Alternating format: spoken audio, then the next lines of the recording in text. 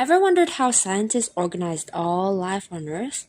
From the tiniest bacteria to towering trees and mighty animals, it all fits into 5 major kingdoms.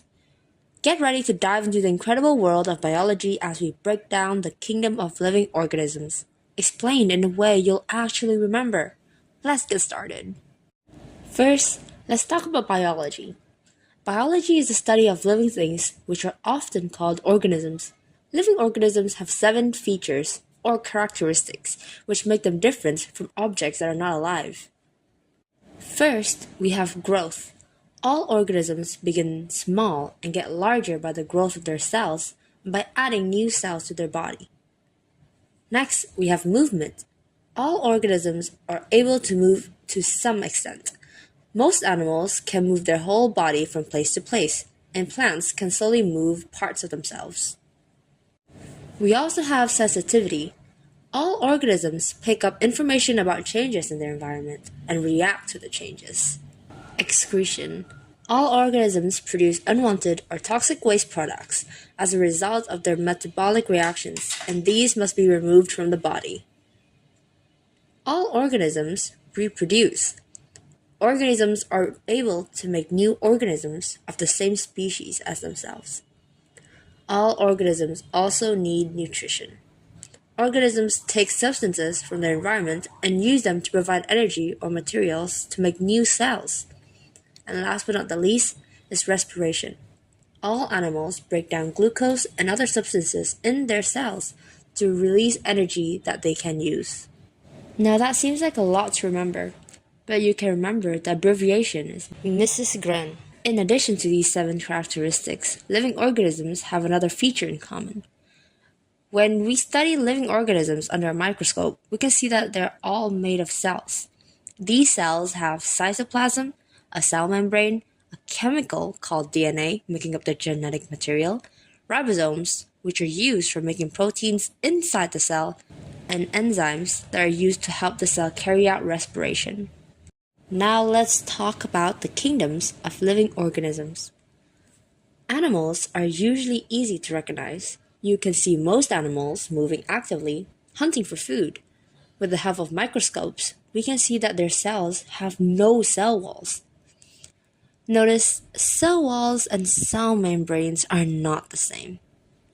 Cell wall is a structural layer that surrounds some cell types, found immediately outside the cell membrane. It can be tough, flexible, and sometimes rigid. Primarily, it provides the cell with structural support, shape, protection, and functions as a selective barrier. Cell membranes, however, are the semi-permeable membrane surrounding the cytoplasm of a cell. It is found in all kinds of cells. The characteristics of animals are multicellular. Cells have a nucleus but no cell walls or chloroplast, and they feed on organic substances made by other living organisms. Now we're moving on to plants. The plants that are most familiar to us are the flowering plants, which include most kinds of trees. These plants have leaves, stems, roots, and flowers. However, there are other types of plants, including ferns and mosses, that they do not have flowers. What all of them have is a green color, caused by a pigment called chlorophyll. This pigment absorbs energy from sunlight, and the plant can use this energy to make sugars.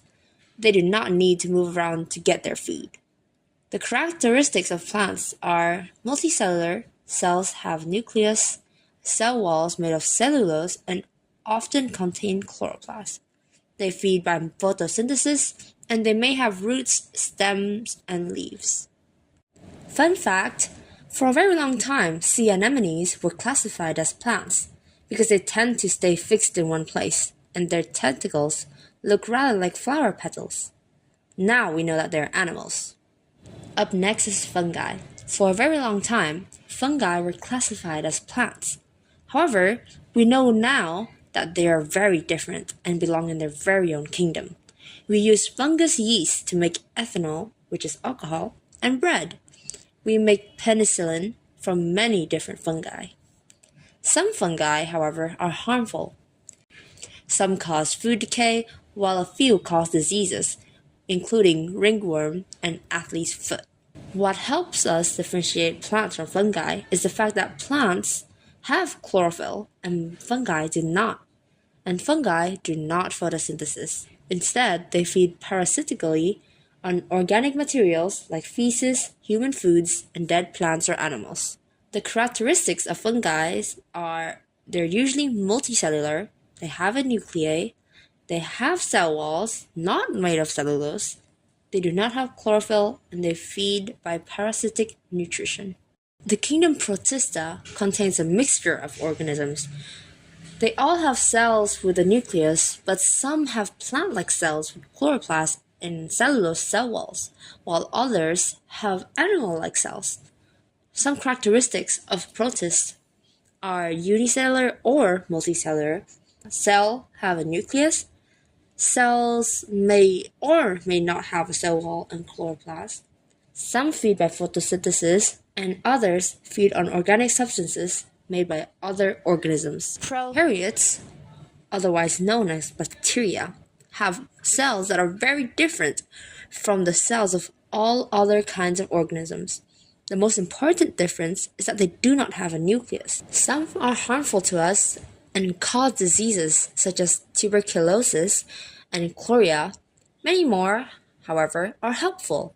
You will find out about their useful roles in the carbon cycle and the nitrogen cycle, in biotechnology, and in the making insulin for the treatment of people with diabetes. Some bacteria can carry out photosynthesis. They are often unicellular, have no nucleus, have cell walls not made of cellulose, have no mitochondria. Lastly, we have viruses. You have almost certainly had an illness caused by a virus. Viruses cause common diseases such as colds and influenza, and also more serious ones such as AIDS. Viruses are not normally considered to be alive because they cannot do anything other than exist until they get inside a living cell. They take over the cell's machinery to make copies of themselves. These new viruses burst out of the cell and invade others, where the process is repeated. The host cell is usually killed when this happens. On their own, viruses cannot move, feed, excrete, show sensitivity, grow, or reproduce. Now that we've got that over with, we have an end of video quiz. Count how many questions you got right. The first question is, what are the 5 characteristics of living things? Next, explain how using a microscope could help you confirm that sea anemones are animals. Next question, why are viruses not generally considered to be living things? What is one similarity and one difference between a fungus cell and a plant cell? How do the cells of bacteria differ from cells of plants and animals? Alright, that's it for the video. Thank you so much for watching. And remember, no matter where you are, biology is all around you. The Petri Dish Diaries out.